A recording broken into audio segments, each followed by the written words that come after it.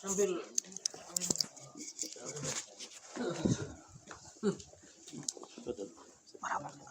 Harap Ustaz.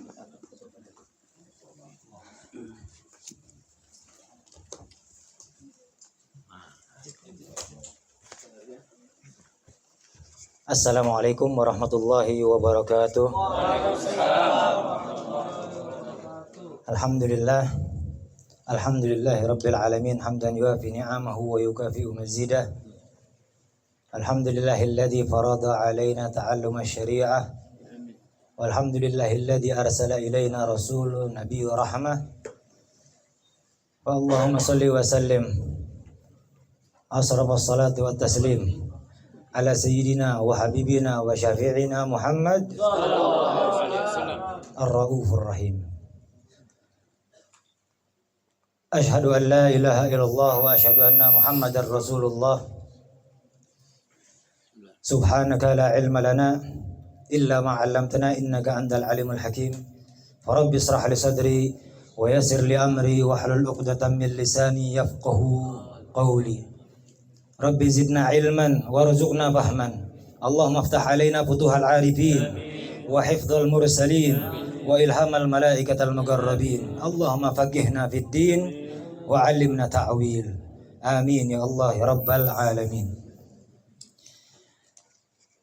Jemaah hadirin yang saya hormati, para alim ulama, para habaib, wabil khusus sahibul bait Al-Ustaz Sofyan, terima kasih banyak yang sudah mempersilahkan kita semua hadir di tempat yang Allah muliakan, hadir di waktu yang Allah muliakan, yang insya Allah kita sama-sama mendapatkan keberkahan ini, dan juga mudah-mudahan juga Allah ampuni segala dosa-dosa kita dan Allah turunkan rahmat seluas-luasnya untuk kita semua. Amin ya Allah ya rabbal alamin. Dan juga kepada para habaib yang mohon maaf saya tidak sebutkan satu persatu tanpa sedikit pun mengurangi rasa hormat saya kepada antum semua. Mudah-mudahan semua dan juga para sesepuh Allah berikan panjang umur, kesehatan dan walafiat, dan juga Allah lancarkan segala urusan-urusannya. Amin ya Allah ya rabbal alamin. Pertama mohon maaf Al-Fagir datang dengan keterlambatan karena sedikit ada halangan, 2 kali macet ini di jalan. Jadi mohon maaf sekali ya. Tapi insya Allah mudah-mudahan Al-Fagir juga mendapatkan keberkahan dari antum-antum semua yang sudah hadir. Terlebih lagi yang sudah membacakan Maulid Simtud Durar. Simtud Durar tadi dulu. Simtud Durar, Masya Allah. Yang sudah dibacakan Maulid yang Masya Allah luar biasa. Nur dan keberkahannya sudah tidak bisa diragukan lagi. Ya, tinggal kita semua yang hadir dan membacakannya ini butuh keyakinan yang lebih lagi bahwa Allah akan berikan cahaya kelak baik di dunia ataupun di akhirat. Amin ya Allah ya rabbal alamin. Tanpa berlama-lama, alhamdulillah tadi Al-Fagir sedikit mendengar juga Al-Habib Abdurrahman menyampaikan bahwa hal yang terpenting dalam kehidupan kita ini adalah mencari ilmu. Salah satu di antara ilmu yang paling penting untuk kita cari adalah ilmu fikih. Ilmu yang berkaitan dengan kehidupan kita sehari-hari. Makanya dikatakan oleh sebagian para ulama seperti apa yang dikatakan atau dikutip di kitab Bahajah. Dikatakan al-umru an tahsila kulla ilmi yagsuru fabda minhu bil ahammi.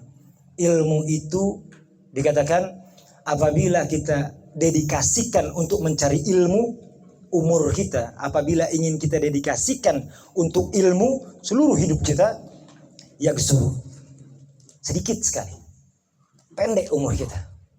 Maka dikatakan tadi fabda minhu bil ahammi, dahulukan yang lebih penting dalam kehidupan kita, baik kehidupan sekarang di dunia ataupun kelak nanti kehidupan di akhirat.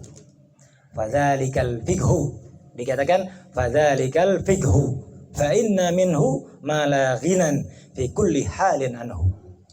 Ilmu apa yang paling penting untuk kita cari sekarang dengan umur terbatas? Ilmu fikih lah yang terpenting untuk kita cari. Kenapa? Mala ginan fi kulli halin anhu. Karena ilmu fikih tidak perlu kita cari ilmu lain untuk mempelajari bagaimana diri kita, untuk memperbaikinya, untuk meningkatkannya, baik kebahagiaan dalam urusan dunia, kebahagiaan dalam urusan akhirat, ketenangan dalam urusan dunia dan juga ketenangan urusan akhirat. Jadi hal yang penting kita cari adalah, yang terpenting kita cari adalah ilmu fikih. Namun sesuai dengan apa yang memang menjadi rutinan kita, kebetulan setiap minggu kita pelajari antara ilmu fikih dan ilmu tasawuf.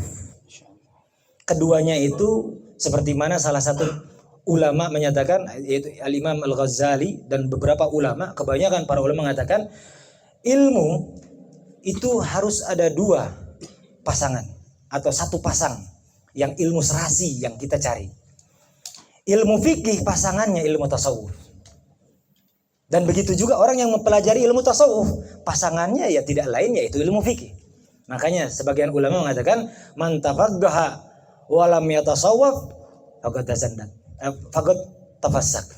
Wa man tasawwafa wa lam yatafaqah faqad tazandak.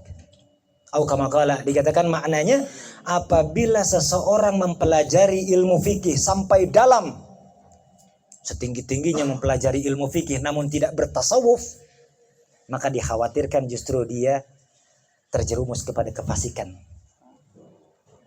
Dan apabila ada orang yang mempelajari ilmu tasawuf sampai tingkatannya tinggi namun tidak mempelajari ilmu fikih, dikhawatirkan dia sesat. Maka ada kedua ilmu itu insya Allah kita sama-sama dan harus kita cari. Insya Allah Allah berikan kemudahan kita untuk memahami dan mempelajari ilmu-ilmu yang sudah seharusnya kita cari. Amin ya Allah ya Rabbal Alamin. Mohon izin sebetulnya kepada para ulama yang di samping saya, para ulama ya, para habaib, orang-orang yang lebih ngerti dari Al-Faqir ini. Al-Faqir hanya ingin menyampaikan beberapa hal yang memang disampaikan oleh Al-Habib Abdullah bin Alwi Al-Haddad di dalam kitabnya An-Nasaihud Diniyah.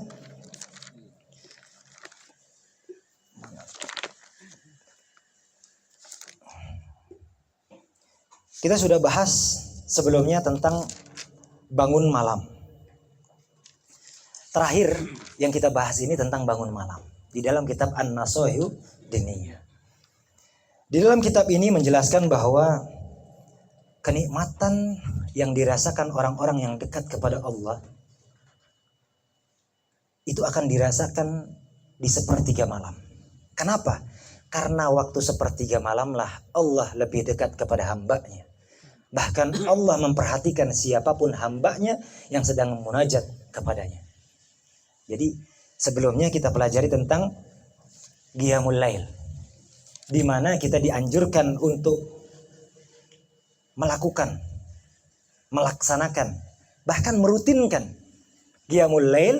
Walau kemarin kita sudah dengar dari Al-Habib Abdullah bin Ali Al-Haddad, walaupun dengan sholat 2 rakaat, tidak perlu banyak, walaupun 2 tapi kita nikmati, sungguh besar manfaatnya daripada kita paksakan untuk 20 rakaat tapi dengan rasa apa? Dengan rasa apa? Kesal, keluh kesah, ya kan? Keberatan. Ini karena disuruhnya sama ustadz, ini disuruhnya sama siapa, ya kan? Yang memang menjadi perintah untuk kita kerjakanlah 20 rakaat. Itu bisa menjadi percuma kita lakukan kalau tidak bisa kita rasakan nikmatnya. Lebih baik jalankan 2 rakaat tapi kita bisa rasakan kenikmatan. Nggak bisa sholat berat, apalagi di Bandung. Di Bandung cuaca Masya Allah Ustaz. Ya Bebe. Di Bandung cuaca ini lagi Masya Allah nih, adem-ademnya tuh, dingin-dinginnya. Dikasih cuaca subuh, megang air itu bawaan udah pengen selimutan lagi udah. Benar nggak? Kira-kira berat Ustaz. Kalau semua pengen bangun malam langsung sholat berat. Katakanlah belum bisa kita, belum mampu kita untuk sholat 2 rakaat, nggak apa-apa. Tapi di waktu kita bisa bangun di malam hari, manfaatkan waktu itu. Manfaat untuk apa? Buru-buru lihat HP? Jangan. Karena handphone itu terkategorikan kategori duniawi. Maka apa yang perlu kita lakukan? Apa yang perlu kita ingat ketika kita terbangun di malam hari? Minimal doa. Minimal berzikir. Atau tambah yang kita rujukannya dari Al-Habib Abdullah bin Al-Haddad, dikatakan di dalam kitab ini, walaupun hanya dengan 10 ayat Al-Quran kita baca, manfaat dan fadilahnya luar biasa. Dibaca 10 ayat, surat apa Ustaz? Bebas. Al-Faqir udah bilang kemarin ya, surat apa ayat itu, 10 ayat yang dimaksud, bebas seapalnya kita. Al-Fatihah ya Al-Fatihah tambah berapa kali, ya kan? Jadi berapa ayat, ya kan? 7 ditambah 1 ke 2 kali udah jadi berapa ayat itu, ya. Jadi apapun ayat yang kita hafalkan, ketika terbangun ingat dulu baca Al-Qur'an. Itu manfaat untuk bangun malam. Karena manfaatnya luar biasa. Salah satunya, ya, Allah tinggikan wibawanya. Kalau bahasa kita wibawa. Yang dimaksud wibawa di situ derajatnya Allah tinggikan. Sebagaimana Allah meninggikan derajat para aulianya, para wali-walinya. Jadi ketika kita sudah merutinkan untuk bangun di malam hari, Allah akan tinggikan derajatnya. Allah mudahkan segala urusannya, baik urusan dunia ataupun urusan akhiratnya. Bahkan ketika kita dilanda gelisah, maka waktu yang cocok, ya, waktu yang tepat untuk kita jadikan waktu untuk kita curhat adalah waktu di malam hari. Kepada siapa? Jangan terlalu banyak curhat kepada orang. Nggak semua orang senang mendengarkan curhat kita. Bahkan tidak semua orang juga mendengar curhat kita terus peduli kepada kita. Enggak. Maka curhat yang tepat adalah ketika kita curhat kepada Allah Subhanahu wa Ta'ala. Coba. Berat. Pasti. Bukan saya yang bilang. Al-Habib Abdullah bin Ali Al-Haddad pun menegaskan dalam kitabnya, memang untuk melakukannya, memulainya terasa berat. Tapi ketika kita paksakan di awal-awal untuk kita bisa menikmati rasanya, insya Allah kita tidak akan pernah melewatinya walaupun sekalipun. Lalu ada hal yang terpenting bagi kita. Setelah kita bahas tentang kenikmatan bangun di malam hari, ada hal yang tidak boleh kita tinggalkan sama sekali. Apalagi kita nih alhamdulillah Allah sayang sama kita semua. Allah arahkan langkah kita ke tempat-tempat yang Allah muliakan. Tandanya Allah muliakan kita. Allah arahkan kita ke tempat-tempat yang baik. Tandanya kita digolongkan menjadi orang-orang yang baik. Allah sayang kepada kita, Allah perhatikan kita semua. Ya alhamdulillah. Allah golongkan kita, Allah dudukkan kita, sempatkan kita untuk duduk di majelis-majelis yang Allah muliakan, di majelis-majelis zikir dan juga majelis-majelis taklim yang seperti ini. Amin. Ya Allah ya Rabbal alamin. Lalu dikatakan oleh Habib Abdullah bin Al-Haddad, A'udzubillahi minasyaitonir rajim. Bismillahirrahmanirrahim. Alhamdulillahirabbil alamin wassalatu wassalamu ala sayyidina Muhammadin wa ala ali sayyidina Muhammad. Qala al-musannifu rahimallahu taala wa nafa'ana bihi wa bi ulumi fid dharain amin. Radhiyallahu taala ankum ila anggal. Tsumma alam anna min ankaral munkarat wa akbaral kabair wa abhasul muharramat, katanya tarku ba'dil muslimina as-salawatul maktubat. Dikatakan di dalam kitab ini, tsumma alam. Kalau sebelumnya kita bahas tentang bangun malam, menikmati bagaimana caranya kau duduk dekat curhat kepada Allah Subhanahu wa taala di malam hari. Ingat, kalau kau sudah dapatkan kenikmatan itu, ada satu hal yang harus kita pasang dalam ingatan kita, yaitu ada satu kemungkaran yang terkategorikan yang paling dahsyat, dikategorikan dalam kemungkaran, ya. Bahkan bukan hanya kemungkarannya, tapi akbarul kabair, terkategorikan sebagai dosa yang paling besar. Wa afhash al muharramat, dan juga terkategorikan yang paling yang paling buruknya, terkategorikan dari keharaman. Apa itu? Tarku ba'dul muslimin, yaitu dengan meninggalkannya sebagian kaum muslimin as-salawat al-maktubat. Salat yang wajib 5 waktu. Masih banyak di luar sana, insya Allah yang di sini enggak. Di luar sana mengaji, tapi urusan sholat di nomor 2 kan. Alasannya sambil bercanda lagi kadang-kadang. Ada orang membuat candaan-candaan itu. Al-Fagir kebetulan sedikitnya gaul sedikit, Ustaz. Ya, sedikitnya gaul. Kadang-kadang kalau dibilang katanya, kalau sholat jangan di nomor 2 kan. Sholat itu harus di nomor 1 kan. Ustaz, kan sholat emang nomor 2. Yang pertama syahadat. Rukun Islam kali ya. Betul memang. Tapi kalau dibawakan dengan candaan, hati-hati. Takutnya terjerumus kepada kemurtadan. Na'udzubillahi min dzalik. Jangan bawa candaan dalam urusan keimanan. Itu yang perlu kita perhatikan. Ini hal yang dinomorsatukan di dalam Islam. Karena nanti kita akan dengar bahwasanya yang membedakan kita dengan orang-orang yang kafir apa? Kata Rasulullah, salat. Nanti kita akan dengar. Tapi yang pertama, Al-Habib Abdullah bin Ali Al-Haddad ingin mengingatkan kepada kita bahwa jangan sampai kita lakukan kemungkaran yang paling mungkar dilakukan oleh sebagian orang. Jangan sampai kita mengerjakan suatu dosa besar yang bahkan terkategorikan paling besar di antara dosa-dosa besar. Yaitu apa? Meninggalkan sholat 5 waktu. Jadi jangan lagi bangga dengan membahasakan, ya walaupun sholat belang betong, ya walaupun sholat masih jarang-jarang, jangan lagi bangga, justru harus menjadi kesedihan kita. Jadi terkadang orang masih ada kebanggaan untuk membicarakan, ya kita mau sholat juga masih belang-belang, ya kan? Hal yang seperti itu sebaiknya kita tutupi, tidak perlu kita umbar kepada siapapun. Allah sudah bagus menutupi apa yang menjadi kekurangan kita. Kita juga yang bongkar-bongkarnya, kan gitu. Allah udah tutupin aib-aib kita, kesalahan dan dosa-dosa kita udah Allah tutup tuh. Allah yastur, ya. Kan salah satu di antara Asmaul Husna ya Sattar, ya enggak? As-Sattar, Allah Maha menutupi. Apa yang Allah tutup? Dosa-dosa kita. Karena kalau semua ini kelihatan udah orang alim semua udah. Pakai peci, pakai koko, ya kan? Pakai sarung, udah bagus banget, udah luar biasa. Tapi coba bayangkan kalau Allah bukakan apa yang menjadi keburukan kita. Na'udzubillahi min dzalik. Maka kita salah satu di antaranya mendapatkan kenikmatan berupa apa? Allah tutupi dosa-dosa kita.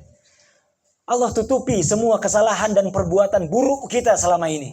Alhamdulillah. Maka jangan juga kita yang membongkarnya. Maka hal seperti itu tuh kalau dibilang masih jarang-jarang sholatnya, udah nggak usah diucapkan.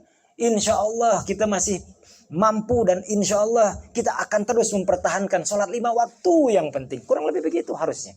Ya, karena dikatakan jangan sampai kita menjadi orang-orang yang memang sama nih melakukan sesuatu menjadi kemungkaran. Wa qad warada an Rasulillah sallallahu alaihi wasallam ala hadits as-sahihah al-katsirah. Dalam hadis-hadis Rasulullah sudah menyampaikan tentang hal seperti itu. Di mana katanya bi kufri tarikis shalah, menyatakan bahwa orang yang berani untuk meninggalkan salat hukumnya kafir. Ini yang ngomong bukan ustadz, ya, bukan kiai, bukan sekelas-kelasnya ustadz dan kiai, bukan. Ini Rasulullah langsung yang menyatakan, ya. Rasulullah yang menyatakan secara langsung kalau kita berani untuk tinggalkan sholat kafir, ya sudah dinyatakan kafir kita. Na'udzubillah min. Dan kita tahu orang-orang kafir ditempatkan tidak ada tempat lagi untuk di surga. Karena tempat yang layak untuk orang-orang kafir yaitu neraka. Mudah-mudahan kita dijauhi dengan hal-hal yang seperti itu. Amin. Maka dikatakan di sini waqala alaihi salatu wasalam, dan Rasulullah sallallahu alaihi wasallam sampaikan al-ahdul ladzi bainana wa bainahumus shalah. Apa yang menjadi perbedaan yang tadi Al-Faqir sampaikan, yang menjadi perbedaan antara apa? Diri kita atau kita semua sebagai umat Islam dengan orang-orang kafir, katanya as-shalah. Yang menjadi perbedaan antara kita dengan orang-orang kafir adalah salat. Kata Rasulullah SAW, faman tarakaha faqad kafara. Barang siapa yang berani meninggalkan salat, berarti justru dirinya sudah menyengajakan masuk dalam kekufuran. Na'udzubillahi min. Lalu dikatakan lagi waqala alaihi salatu wassalam, dan Rasulullah SAW bersabda, man tarakas salata muta'ammidan faqad kafara jiharan. Barang siapa meninggalkan salat secara terang-terangan. Bahkan kadang-kadang kita ini maaf nih, kadang-kadang kalau ditegur salat, salat ente. Udah, padahal belum. Segala ngomong alasannya apa? Emang salat harus di depan ente. Ya, ada tuh yang kayak begitu-begitu tuh ada. Benar saya. Kadang-kadang begitu tuh ada tuh. Kadang-kadang menolak seakan-akan kita memang sudah melaksanakannya. Padahal mah belum.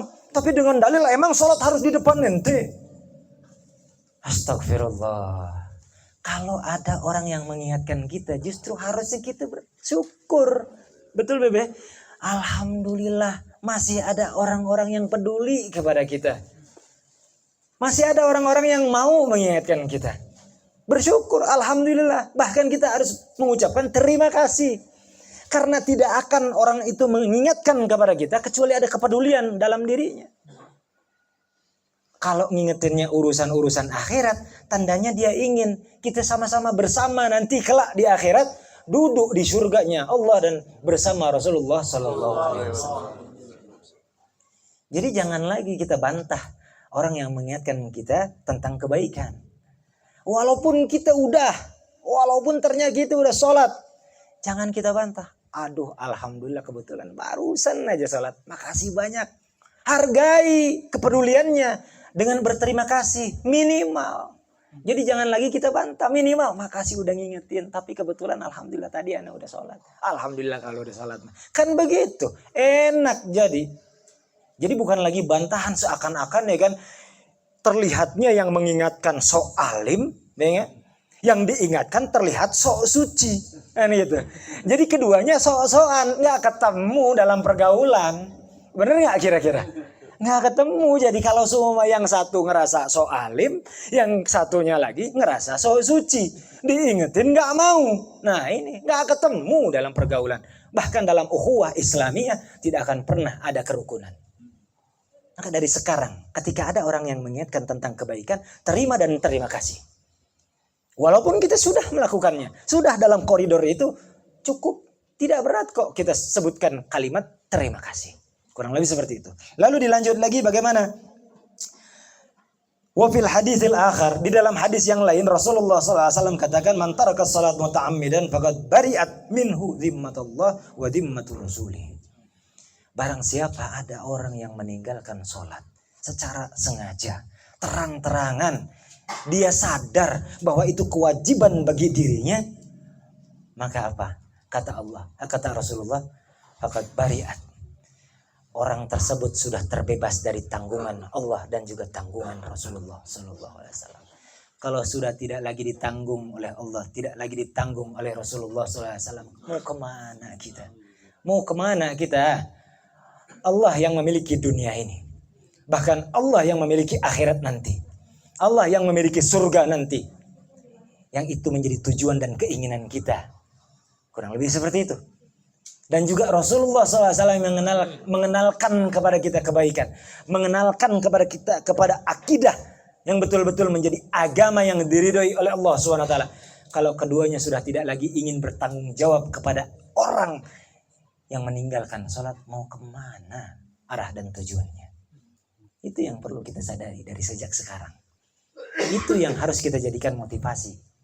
Nah ini, kebetulan tadi di jalan, di bus, mengisi kekosongan dengan kemacetan tadi, kebetulan ada orang yang di samping ini, alhamdulillah nih, menanyakan sesuatu. Nggak tahu mungkin gara-gara pakai peci, ya kan, atau pakai koko, padahal udah pakai rompi, pakai blue jean, ya kan, udah kamuflase, udah sebetulnya sudah serapat-rapatnya gitu kan, masih dipanggil, Ustadz, ana pengen tanya lah, dia tahu dari mana nih, dia ngomong tiba-tiba, Ustadz, ana mau tanya, marhaba, kok jangan panggil Ustadz, ana malu, ana bilang, ana bukan Ustadz, ana bilang begitu, enggak, ana pengen tanya nih.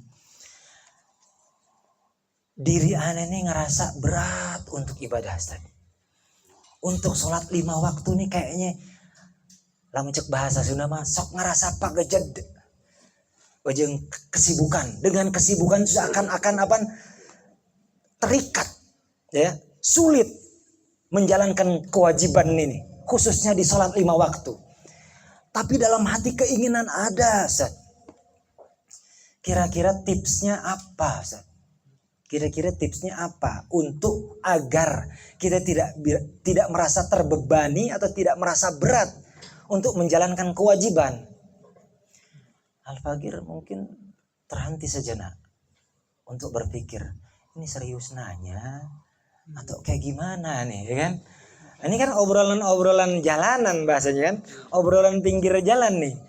Tapi Al-Fagir husnudzon di mana? Karena tidaklah orang dijumpakan dengan orang, ya kan? Kecuali secara hakikat Allah lah yang mengarahkan. Kan gitu. Secara hakikat Allah lah yang mengarahkan, dan kalaupun memang Al-Fagir bisa jawab, secara hakikat Allah sayang kepada orang tersebut. Al-Fagir memberanikan diri untuk menjawab. Ampura, mohon maaf. Al-Faqir hanya ingin menyampaikan apa yang dikatakan oleh para ulama. Ketika kita merasa berat untuk menjalankan ibadah, yang pertama bisa jadi ada dosa-dosa, baik dosa besar atau dosa kecil yang kita sadari atau tidak kita sadari, belum bertaubat akan dosa-dosa itu. Maka itu menjadi penghalang, penghambat untuk menjalankan ibadah. Menikmati kedekatan kita kepada Allah Subhanahu wa ta'ala. Bisa jadi ada dosa yang belum kita taubat, atau mungkin ada kezaliman yang belum kita minta ampunan. Maka segera selesaikan semuanya. Kalau mungkin hanya sekedar dosa, cukup di malam hari, ya, paksakan untuk mencucurkan air mata, menangis kepada Allah, bertaubat, meminta ampunan. Insya Allah setelah Allah bikin dikasih lega lah bahasa kita.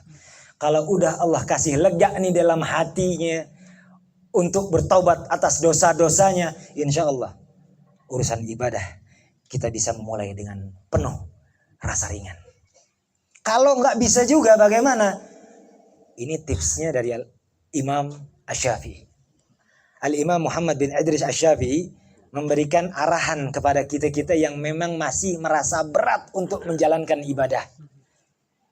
Kata Imam Syafi'i, kalau seseorang masih menganggap ibadah adalah hambatan atau beban, maka cek atau perbaiki atau coba, kurang lebih begitu, sholat duha. Kata Imam Syafi'i, coba dulu sholat duha. Sebelumnya kita sudah bahas tentang sholat duha kan? Sholat duha itu ternyata Imam Syafi'i katakan salah satu gerbang untuk memudahkan kita ibadah kepada Allah Subhanahu wa ta'ala. Coba berapa? Yang paling afdal kan 8. Sebagian ulama mengatakan 12. Nggak perlu, ya. Untuk jalankan tasawuf kan nggak langsung tinggi aja, pelan-pelan aja, ringan-ringan aja. Pakai yang 2 rakaat aja dulu. Sholat duha 2 rakaat. Yang kita tahu kan sholat duha untuk rezeki, Ustaz. Betul. Berarti kan itu bonusnya. Kan itu. Kalau kita sholat duha 2 rakaat, wah hadiahnya Masya Allah. Rezekinya luar biasa. Kan? Kewibawaannya, kalau dibilang auranya. Bahkan ketika untuk ibadah pun tidak ada lagi kita tidak lagi akan merasa beban. Insya Allah kalau kita sudah tahu ilmunya, kalau kita amalkan, insya Allah menjadi nur, ya, dan keberkahan untuk kita, sehingga Allah akan tambahkan kembali ilmu-ilmu kepada kita. Amin. Ya Allah ya Rabbal Alamin. Seperti mana dikatakan al-umr fa'mal walau bil usyri kaz zakati takhruj bi nuril ilmi min dzulmati. Setiap ilmu mungkin tidak bisa kita amalkan seluruhnya. Kita duduk di majelis ta'lim nih, kurang lebih 1 jam. Tapi ngomong-ngomong ini Anda dikasih waktu berapa menit, Ustaz? Betul. Ya?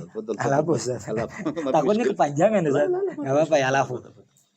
Jadi kalau kita duduk di majelis taklim, kadang-kadang ada yang setengah jam, ada yang 1 jam.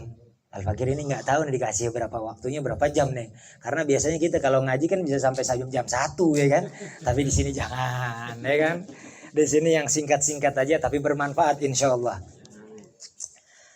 Dalam 1 jam, katakan dalam 1 jam kita duduk di majelis taklim. Apalagi santri yang setiap harinya mencari ilmu, ya.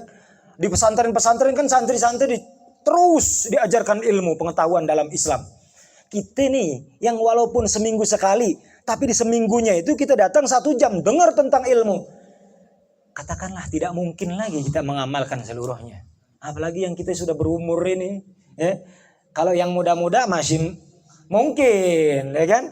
Yang muda-muda masih mungkin menjalankan atau mengamalkan seluruhnya, masih bisa mengingat seluruhnya. Tapi kita ini yang udah berumur, ya, kepala 4, kepala 5, kepala 6, Masya Allah sudah, ya.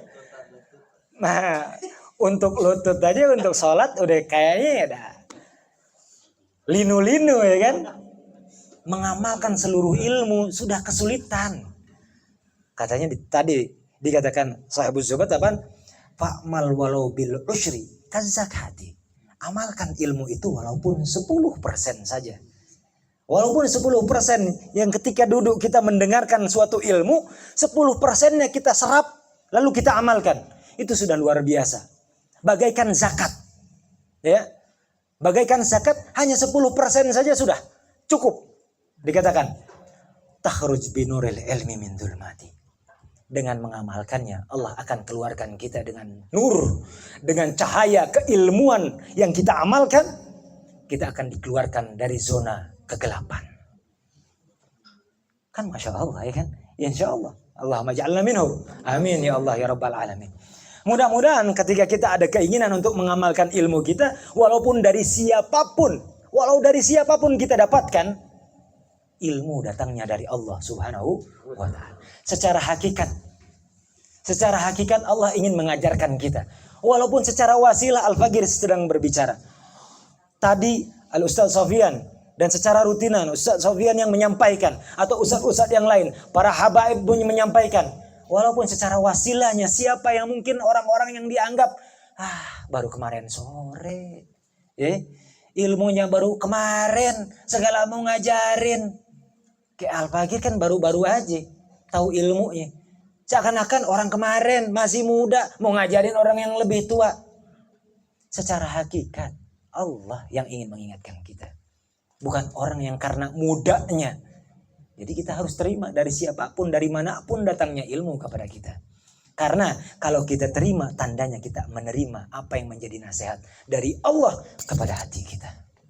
Itu karena fungsinya tasawuf untuk mengimbangi ilmu fikih. Kalau belajarnya fikih, belajar kita dari sejak kecil bab air, bab wudu, bab sholat, dipelajari sudah.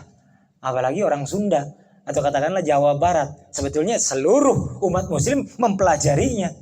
Ketemu lagi ustadz yang ngajarin urusan air, urusan wudu, urusan sholat. Ini mah gue dari kecil, belajar dari kecil, segala pengen belajar bab sholat lagi, bab air lagi, nggak ada yang lain. Kan gitu. Kadang-kadang nih orang di sono, di sini enggak, insya Allah. Kadang-kadang ada penolakan dari kita. Padahal secara hakikat ingin mengingatkan kita lagi. Siapa tahu ketika wudhu kita, ketika sholat kita, ada hal-hal yang kita tidak lagi ingat. Doa-doanya apa? Hal-hal yang memang perlu perhatikan dengan detail-detailnya apa? Jadi Allah ingin mengingatkan kita lagi. Jadi kembali kepada hal yang namanya sholat. Mungkin kita sholat 5 waktu insya Allah tepat. Tapi bisa jadi sholat yang tepat kita laksanakan itu, kita terkadang melambat-lambatkannya. Menanti-nantikannya. Baru azan. Ya kan? Tar aja. Ujung-ujungnya lupa. Mempelajari hal seperti ini, tandanya kita diingatkan. Selama ini kita tepat nggak melaksanakan sholat kita? Berjamaah nggak kita laksanakannya? Itu kita diingatkan. Makanya ada hal yang memang menjadi pengingat bagi kita. Dan juga dikatakan di sini waqala alaihi salatu wassalam, Rasulullah sallallahu alaihi wasallam mengatakan, man hafadha ala salati kanat lahu nuran wa burhanan wa najatan yaumal qiyamah. Ingat, kalau tadi kita kaya, sebetulnya bukan, tapi kaya ditakut-takuti, ya kan gitu. Barang siapa meninggalkan sholat, maka kafar jiharan. Barang siapa meninggalkan sholat, sungguh dia sudah menjerumuskan dirinya kepada kekufuran, yang mana kekufuran balasannya adalah neraka. Kan itu ancaman. Tadi kita diancam di sini, tapi sekarang kita dengar. Barang siapa orang yang menjaga akan sholatnya, sholat 5 waktu, kanat lahu nuran, maka akan Allah berikan kepadanya nur cahaya, wa burhanan, dan juga sinar kepadanya, wa najatan, dan keselamatan yaumal qiyamah, kelak nanti di yaumal qiyamah. Allahumma ja'alna minhum. Mudah-mudahan kita tergolong menjadi orang-orang yang mendapatkan cahaya, sinar, dan keselamatan di yaumul qiyamah. Amin ya Allah ya Rabbal Alamin. Jadi Allah akan berikan cahaya sehingga kita dituntun, dikumpulkan dengan orang-orang yang memang akan selamat kelak nanti di yaumul qiyamah. Namun kebalikannya, waman lam yuhafid 'alaiha lam takun lahu nuran wala burhanan wala najatan. Kebalikannya kalau kita nggak bisa ngejaga sholat kita tidak akan mendapatkan apapun nantinya. Wa kana yaumal qiyamah.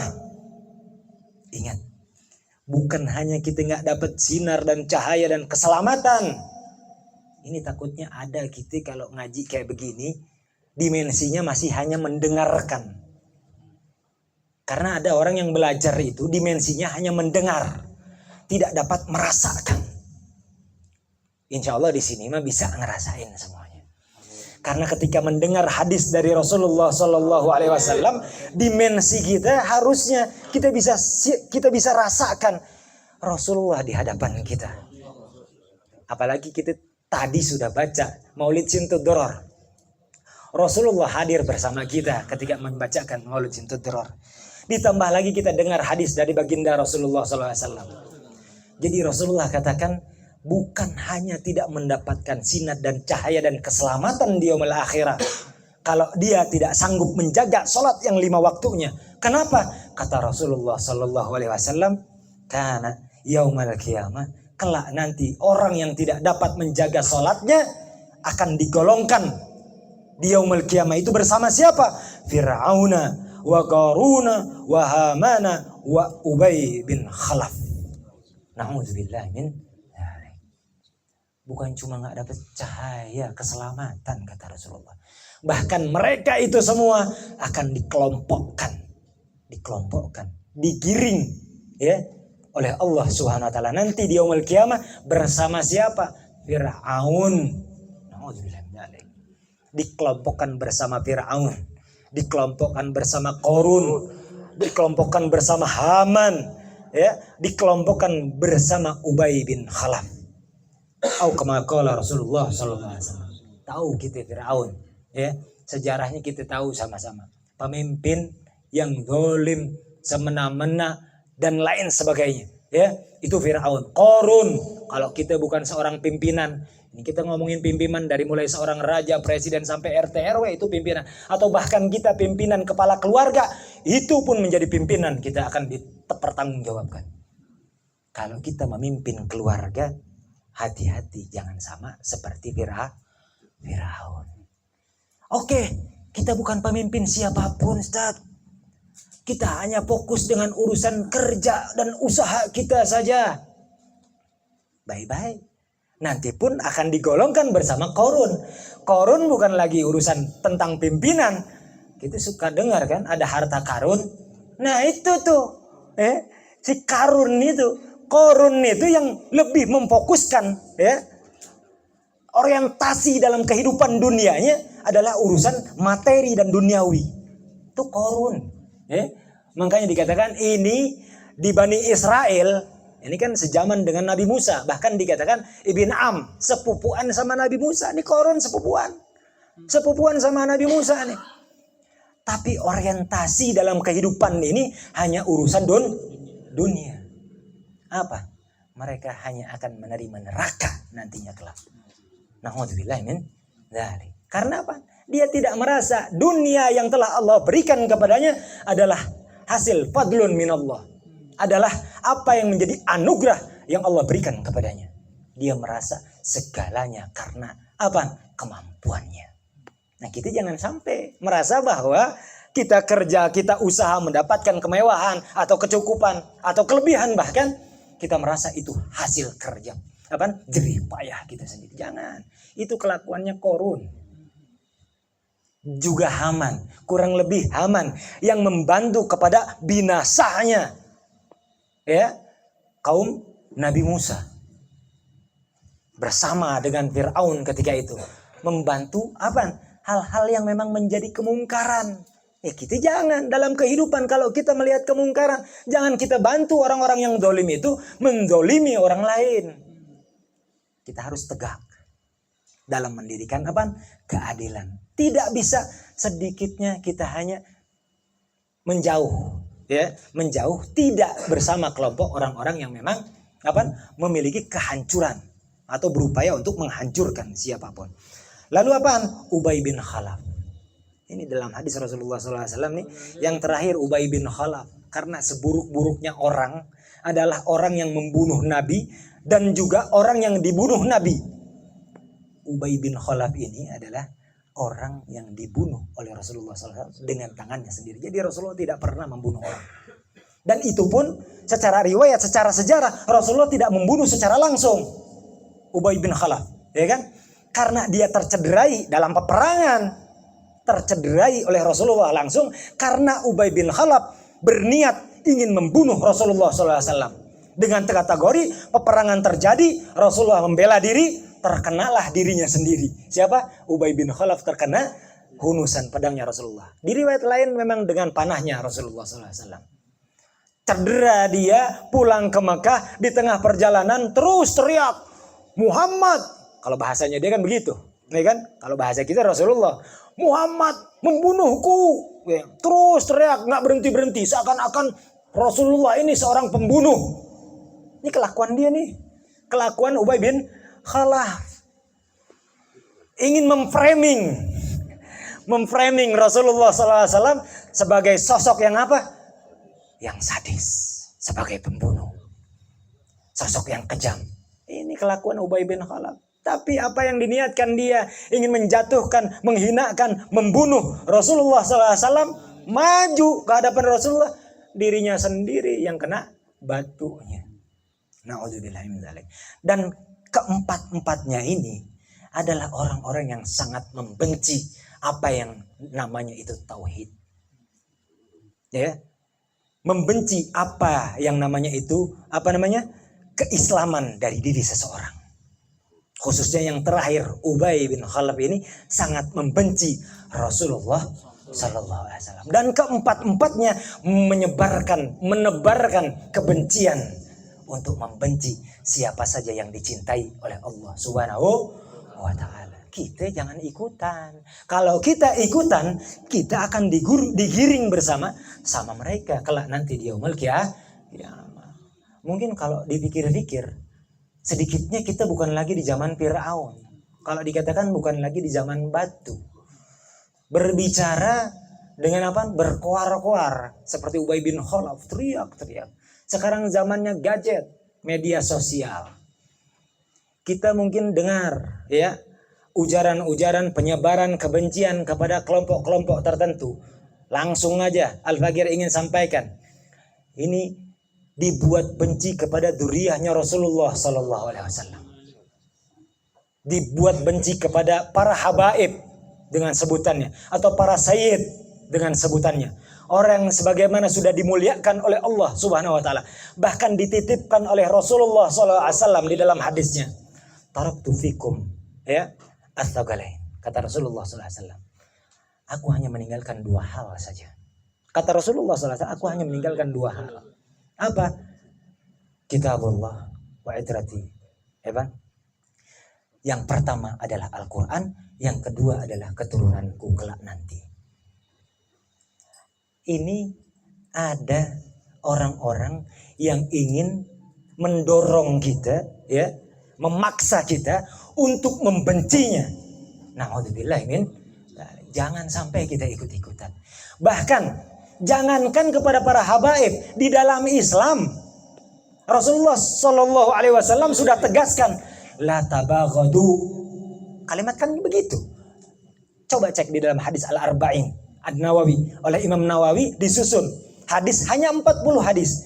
Jangan buka dulu Sahih Al-Bukhari, karena itu letaknya ada di dalam Sahih Al-Bukhari. Tapi kita buka aja hadis-hadis yang singkat itu, yang tipis sekali, 40 hadis ada di situ dijelaskan. Kita ini saudara semuslim. Bahkan di antaranya ada para habaib, para sayyid. Mohon maaf ya Habib.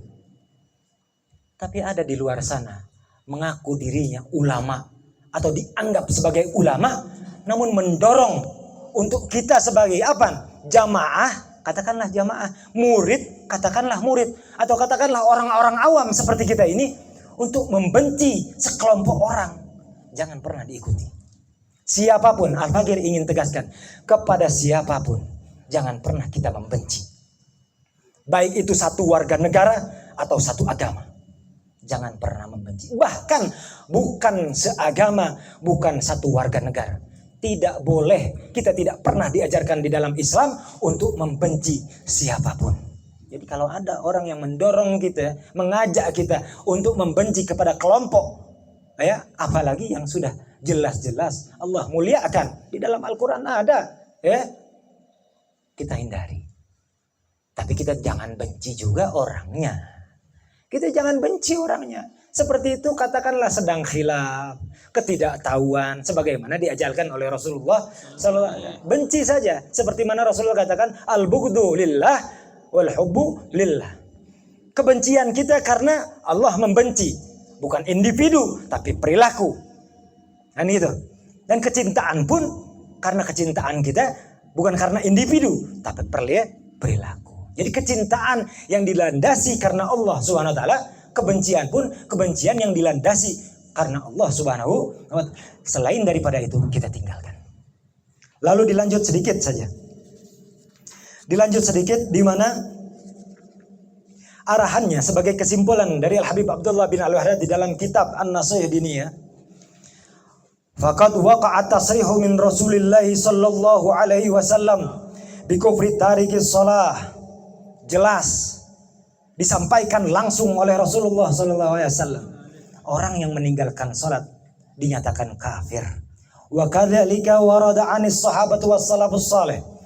Dan sebagaimana juga disampaikan oleh para sahabat, orang-orang yang saleh terdahulu, hatta qala ba'dhum, bahkan sebagian mereka semuanya menyampaikan, ma sami'tu ashabi Rasulillah sallallahu alaihi wasallam, ma sami'tu ashab Rasulillah sallallahu alaihi wasallam yaquluna bi syai'in minal a'mal inna tarkahu kufrun illa shalah. Jadi tidak ada yang pernah mendengar satupun riwayat dari para sahabat yang menegaskan apabila seseorang meninggalkan suatu amal dalam amalan-amalan yang dianjurkan, diwajibkan dalam Islam, yang menjadi kekufuran, kekafiran, kecuali sholat. Jadi tidak ada hal apapun yang ketika ditinggalkan, ya, menjadi kafir kecuali hanya sholat. Jadi apabila sholat ditinggalkan sudah jelas, nyata dia dengan sengaja menyatakan dirinya kafir. Na'udzubillah min dzalik. Kita hindari. Kurang lebih begitu.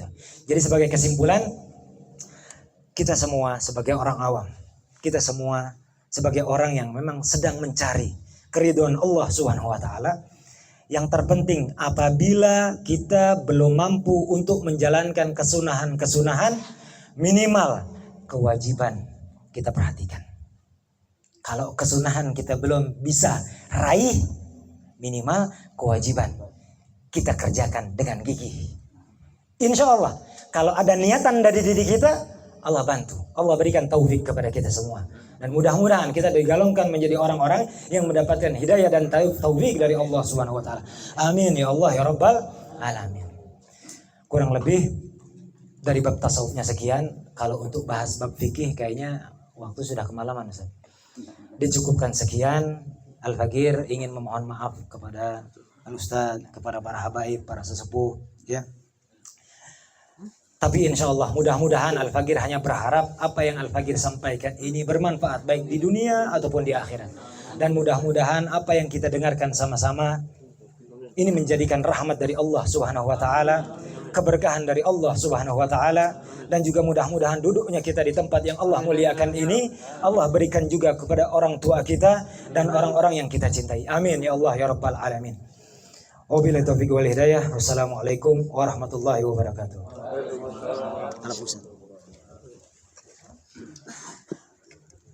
Alhamdulillah, jazakallahu khair, hasanal jaza. Terima kasih Ustaz atas nasihatnya, mauidahnya.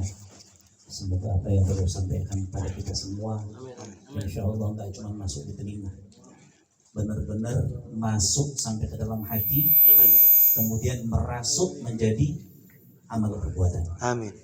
Jangan cuma sampai di telinga. Amin. Yang terakhir, dulu ini cerita saja, saya bercerita yang terakhir menutup. Dulu saya sempat teleponan dengan salah satu habaib namanya Habib Rahman bin Jindan Manado. Jadi waktu saya telepon, Habib Rahman ini nanya, Ustaz antum di mana? Saya bilang ana lagi di Papua, lagi di Timika. Karena kebetulan di Papua pun saya mendirikan yayasan di Papua. Masya Allah. Sudah kurang lebih sekitar 23 tahun. Saya bolak-balik ke sana. Makanya anak-anak Papua itu saya bawa ke Jawa. Masya Allah. Ya, untuk dicetak di Jawa, kemudian diberikan ilmu, diberikan pendidikan, kemudian dikembalikan ke tanah Papua. Masya Allah. Waktu saya telepon itu, si Habib Abdurrahman dan Jindan ini, Ustaz antum di mana? Anak lagi di Papua. Anak balik nanya, bekhair Beb. Ya Allah, Ustaz anak punya binti lagi mari katanya lagi sakit. Masya Allah. Oh lagi sakit Beb? Iya lagi sakit. Oh iya ya. Jadi pada saat itu beliau menyampaikan sesuatu itu, ada sesuatu niat di dalam hati itu yang tidak saya sampaikan ke Habib Abdurrahman. Allah. Tidak saya sampaikan. Cuman keinginan hasrat itu ingin dilakukan bukan semata-mata diucapkan tapi langsung dengan perbuatan. Allah. Nah, kebetulan itu nomor rekeningnya Habib Abdurrahman ada sama anak, saya simpan.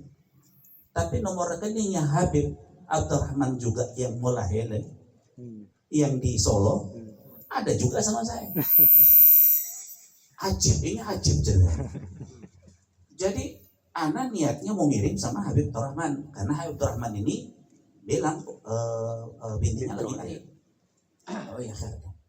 Udah, ini cara nomor rekening, anak mau ngasih hadiah, plek, udah. Anak telepon, Beb, apa Beb? Anak nggak ngasih sodako sama antum, anak nggak ngasih zakat sama antum, anak ngasih hadiah, Rasul terima hadiah soalnya. Coba Beb diperiksa dari rekening antum, barusan anak ngasih hadiah sama antum, diperiksa, nggak ada sih. Anak bilang, wallah, anak kirim sama inti, periksa lagi, nggak ada sih. Anak bilang tunggu anak periksa dulu.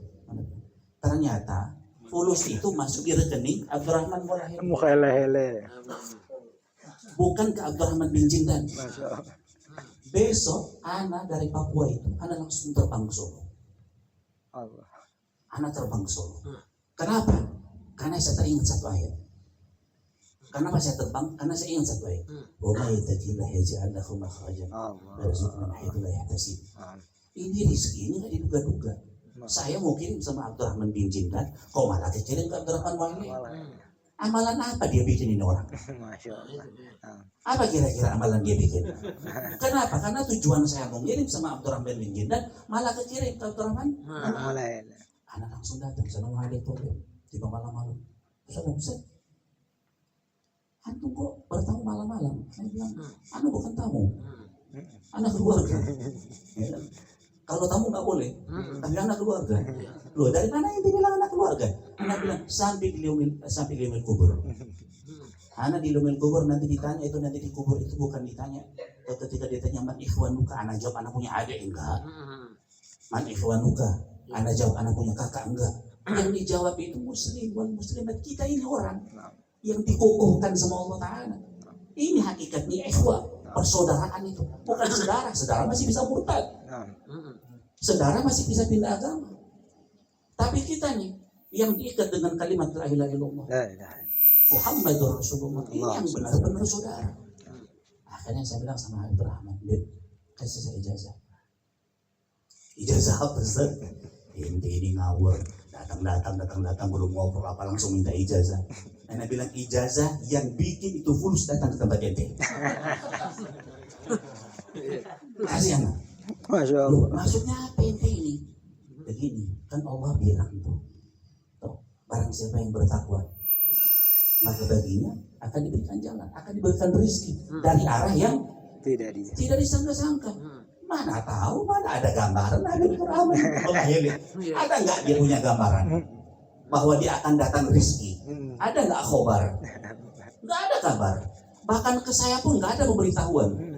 Bahkan saya tidak ada firasat kalau saya mau kirim ke Habib Abdurrahman Mulahele. Tapi kenyataannya kekirim. Bib wallah bib war rasul. Allah bilang, ane bilang kasih anak ijazah. Ijazah apa Ustaz? Itu anak kirim dulu sama Habib Abdurrahman Jindan, kekirim ke ente. Artinya antum punya satu amalan punya satu wiridan, punya satu kewajiban, punya satu kesunahan yang benar-benar ente istiqomahkan. Masya Allah. Terkait dengan apa yang disampaikan Ustaz. Kita ini banyak masalah. Kita hidup di dunia darul bala, gudangnya cobaan. Kita ini duduk di majelis ini bukan orang yang gak punya masalah. Semua punya masalah. Semua punya masalah. Tetapi saya yakin dengan apa yang dikatakan guru saya. Salah satu guru saya mengatakan, tengah malam Abu Urus Kumpul pernah mengatakan, ente kalau kepingin menyelesaikan semua urusan, apakah itu urusan akhirat, apakah itu urusan dunia, satu saja yang kau lakukan, satu saja. Insya Allah ini akan mendorong ente punya diri untuk melakukan semua hal yang baik. Bilang apa itu Abu Guru? Allah bilang dalam hadis qudsi, ya Muhammad, Allah bilang, engkau adalah salah satu daripada zikirku, kata Allah. Engkau adalah salah satu daripada zikirku, kata Allah. Maka siapapun yang menyebut engkau, berarti dia telah berzikir kepadaku. Dan barang siapa yang mencintai engkau, berarti dia telah mencintai aku, kata Allah dalam hadis qudsi. Maka apa katanya guru sekumpul? Tidak ada satupun yang lebih ampuh yang bisa menyelesaikan urusan kita di dunia maupun di akhirat kecuali cuma satu nama, cuma Nabi Muhammad Sallallahu alaihi wasallam. Gak ada yang lain. Nabi Muhammad. Ini Nabi Muhammad harga mati dah. Nabi Muhammad dan Nabi Muhammad. Kita lihat Makkah Mukarramah itu menjadi mulia. Kita lihat kenapa kota Madinah dikatakan Madinatul Munawwarah, kota yang bercahaya. Kenapa jadi bercahaya? Karena di situ terkubur jasadnya Nabi. Andai kata jasadnya Nabi tidak terkubur di kota Madinah, nggak akan mungkin disebut Madinatul Munawwarah, kota yang bercahaya. Penyebabnya cuma satu, karena terkubur jasad Nabi di kota Madinah, maka kota Madinah menjadi munawwarah. Bagaimana kalau kita kuburkan nama Nabi dalam hati kita? Bagaimana kalau kita jadikan hati kita kubur daripada nama kekasihnya Allah Ta'ala? Ya Muhammad, ya Rasulullah, ya Muhammad, ya Rasulullah. Itu terus saja. Insya Allah nama ini akan mendorong kita, termasuk nama ini terus menyebut namanya akan terus mendorong kita, menarik kita dengan cara paksa. Bukan kita lagi yang datang nyebut nama Nabi Muhammad, malah sholat jadi pengen sholat. Nyebut nama Nabi Muhammad malah sodako jadi pengen sodako. Nyebut nama Nabi Muhammad di dalam hal apapun, yang penting benar-benar kita mahabbah, cinta bukan cuma di lisan, cinta bukan cuma di mulut. Karena cinta ini perbuatan, bukan lisan. Harus dilakukan secara perbuatan. Akhirnya tuh aneh bilang sama Habib Rahman, Habib berikan saya ijazah. Ustaz, saya terus terang, ya, nggak tahu ente ini datang minta ijazah. Nggak tahu ijazah apa. Ustaz, semua sudah ada di dalam bacaan sholawat. Masya Allah. Allah nyuruh kita sholat, Allah sholat. Allah nyuruh kita zakat, Allah zakat. Ada ayat yang menjelaskan Allah memberikan zakat. Tidak. Allah nyuruh kita haji. Ada ayat yang menjelaskan Allah berhaji. Tidak. Semua perintah-perintah itu tuh hamba dan tidak dilakukan oleh Allah Subhanahu wa Ta'ala. Tapi ketika Allah perintahkan satu hal, Inna Allah wa malaikatahu yusholluna. Ketika Allah perintahkan kita sholawat, Allah belum perintah, Allah udah bikin. Allah belum perintah, malaikat udah bikin. Allah udah bikin, malaikat udah bikin, baru Allah nyuruh. Ya ayyuhalladzina amanu shollu alaihi wasallimu taslima. Makanya alhamdulillah kita hadir di majelis-majelis yang seperti ini. Saya sangat kalau di Papua itu saya nama yayasan itu Darul Muhibbin. Masya Allah. Ya itu sudah jalan 20 tahun lebih alhamdulillah. Habib Abdurrahman juga sudah dari sana, anak sudah bawa untuk menyaksikan. Itu awal saya di sana itu berjuang di sana itu dengan Habib Ahmad bin Yunus Al-Muhdar dengan Habib Habsyi. Alhamdulillah. Nah akhirnya saya karena sering meninggalkan Bandung, sementara saya mukim di Bandung, sering bolak-balik. Saya dengar ini sekelumit masalah-masalah yang muncul. Ada masalah ini tentang masalah kenasaban. Maaf, kita bukan ahli nasab, ya. Tetapi kita meyakini kalau nasab itu benar-benar dibatalkan, jangankan nasab, kita punya ilmu nggak ada semua. Karena apa? Semuanya ilmu itu dari Alawi ini semua, dari Pak Alawi. Jadi kalau itu benar-benar itu dibatalkan, kita nggak ada wirid, nggak ada kita punya amalan. Apa? Kita punya wirid, semua kita punya kitab, semua yang kita baca itu sangatnya dari mana? Dari Pak Alawi semua. Makanya dengan kondisi-kondisi yang seperti ini, akhirnya saya berpikir, saya bilang sama Abdurrahman, ayo datang ke bed dulu. Jadi anak sama Abdurrahman hampir tiap hari datang di bed, duduk majelis ngobrol apa aja kita mau ngobrol, yang penting manfaat. Kadang-kala udah mulai ngalor ngidul, di bed, ayo kita ngobrol yang manfaat lagi. Akhirnya saya kepikir, gimana kalau misalkan nanti kita bikin satu majelis di sini? Saya kepingin majelis itu namanya Haudul Maurud. Masya Allah. Makanya saya bikin majelis ini Haudul Maurud. Apa? Kan sudah ada majelis bersatu, Masya Allah, zen, mantap. Nah, anak kemudian berpikir bikin majelis Haudul Maurud, telaganya Nabi. Ini hadiahnya Allah Ta'ala kepada Nabi. Beda Al-Kautsar, beda Haudul Maurud. Kalau Haudul Maurud ini telaganya Nabi, hadiah dari Allah diberikan kepada Nabi Muhammad SAW. Makanya semua kita akan dikumpul di sana. Dari semua aliran. Aliran ini cuma masalah furu yang kita persoalkan, yang kita pertentangkan. Dari semua cabang akan kumpul di telaga itu, telaganya Nabi Muhammad SAW. Kita akan kumpul di situ, insya Allah yang beriman, yang imannya mantap kumpul di situ. Akhirnya saya pikir, kita buat. Kita duduk di sini pun dengan beragam, mata kita nggak akan sama. Wajah kita nggak akan sama. Allah ciptakan yang namanya mata berbeda dengan bentuknya hidung. Bahkan fungsinya pun beda. Allah menciptakan yang namanya mulut berbeda juga dengan telinga. Sudah beda bentuk, beda fungsi. Tapi Allah nggak taruh mata di kaki. Allah nggak taruh dari hidung di tangan. Allah letakkan di dalam satu wadah. Apa namanya? Wajah. Diletakkan dalam satu wadah yang namanya wajah. Dari perbedaan-perbedaan itu bentuk dan fungsi yang berbeda, begitu ditempelin hidung, mata, telinga, mulut beda. Kok jadi indah kan? Kok jadi bagus ya? Kok mata beda sama hidung, mulut beda sama telinga, tapi dalam satu wadah, kok bagus ya? Kelihatan. Nah inilah perbedaan-perbedaan ini. Makanya saya bilang sama Abdurrahman, ayo dimanapun kita punya teman-teman sekarang ini bukan masalah. Yang katanya Ustaz Ahmad tadi, sekarang ini di mana ada majelis, ayo kita ramaikan. Kita punya sahib, ada majelisnya, ayo kita datengin. Jangan lagi tuh, karena apa? Jangan lagi ada istilah, itu bukan guru saya. Jangan. Guru saya, murabbi kita tetap, murabbi kita tetap, itu tidak boleh. Itu sudah harga mati kalau namanya murabbi itu, ya guru ruh ini. Nggak bisa lagi, sudah tidak bisa, sudah yang dipegang itu sampai mati sudah. Tetapi di dalam hal kebaikan untuk menjaga ini keselarasan, ini keserasian, nggak perlu. Ini majelis ini, enggak, kita datang. Siapa lagi ada majelis ini? Ayo kita datang. Siapa lagi ada majelis? Kita datang. Kita ramaikan. Apa? Supaya yang mereka di sebelah yang ahlul fitnah tuh, yang ahli fitnah tuh, itu supaya dia ternyata mereka itu tetap bersatu. Ternyata mereka tetap bersatu. Ternyata mereka nggak kebongkar.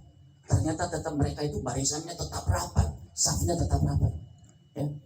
Makanya fondasi salah satu kekuatan kita yang terakhir adalah kenapa kepala di atas? Kenapa kepala di atas? Kenapa Allah tidak taruh kepala di bawah? Ini simbol kemuliaan. Kepada simbol kemuliaan. Kita dipukul, kita punya tangan, dipukul, kita belum dapat di tangan. Coba dicolek kita punya kepala.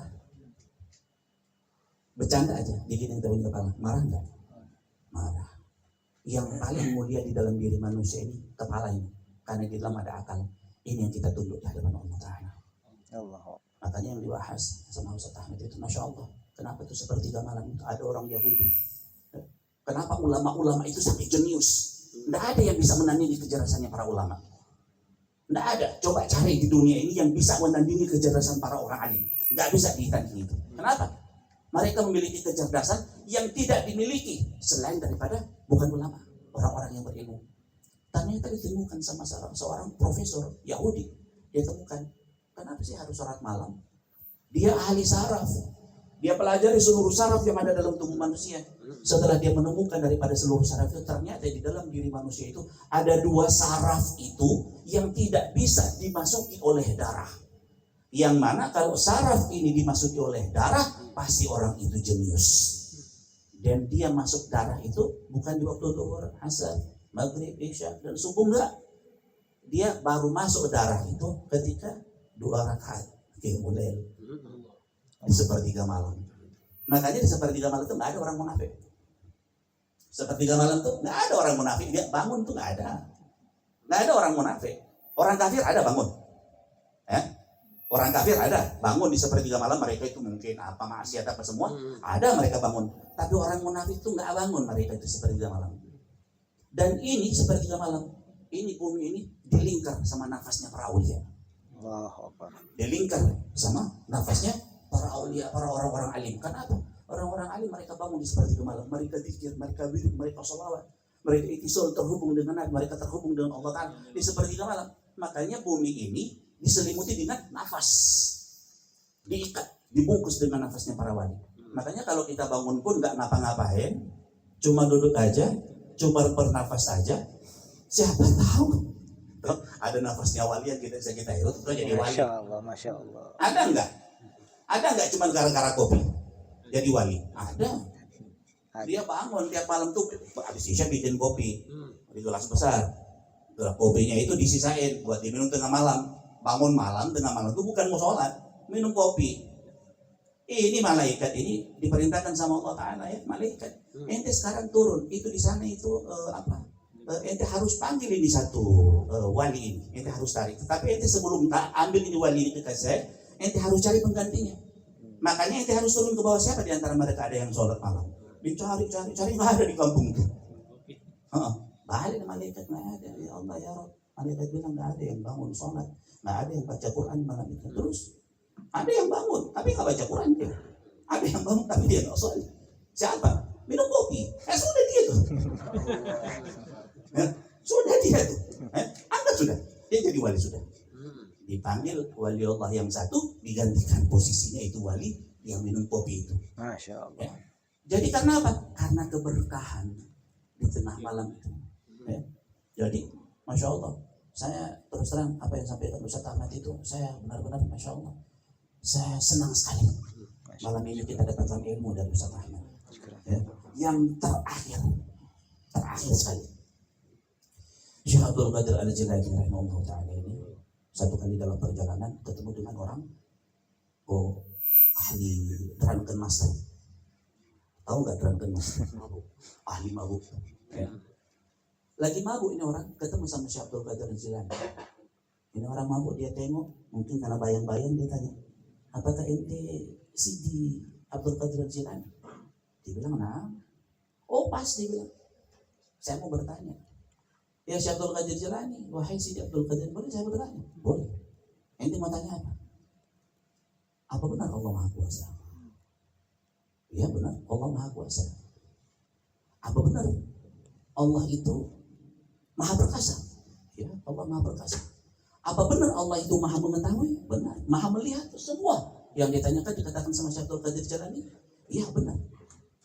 Yang terakhir katanya ini orang lagi mabuk bilang begini, ya Abdul Qadir, saya mau tanya yang terakhir. Saya ini kan ahli maksiat nih, ini kan wali.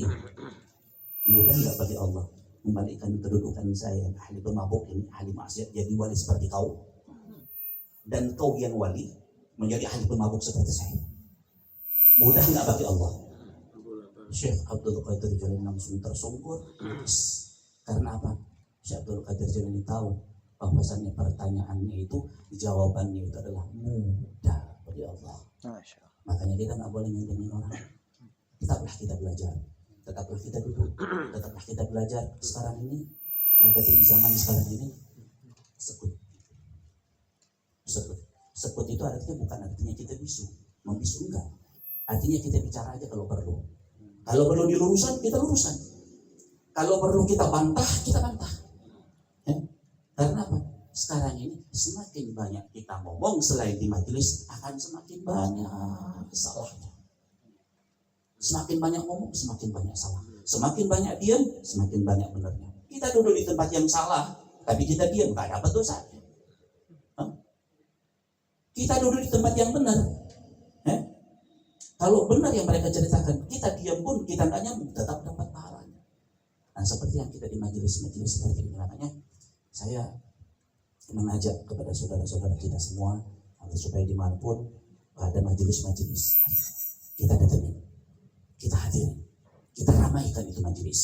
Insyaallah. Jadi timbangan ini. Jadi ada guyonan, orang bertanya itu kenapa katanya ada nikah orang laki-laki, kenapa diperbolehkan menikah? Matna utulat waruba. Kenapa diperbolehkan menikah? 1, 2, 3, 4 katanya. Saya bilang ini timbangan ini. Ya, di sini orang-orang jelek semua ini. Mungkin yang satu ini mungkin kiai, mungkin orang alim ini, masya Allah. Ya, dia punya istri 4, kalau dia punya anak 100. Di satu wilayah yang jelek-jelek mungkin timbangannya udah kayak gini, udah kena balak. Tapi akhirnya nggak jadi kena balak. Karena apa? Keturunannya makin banyak di sini. Ya kan?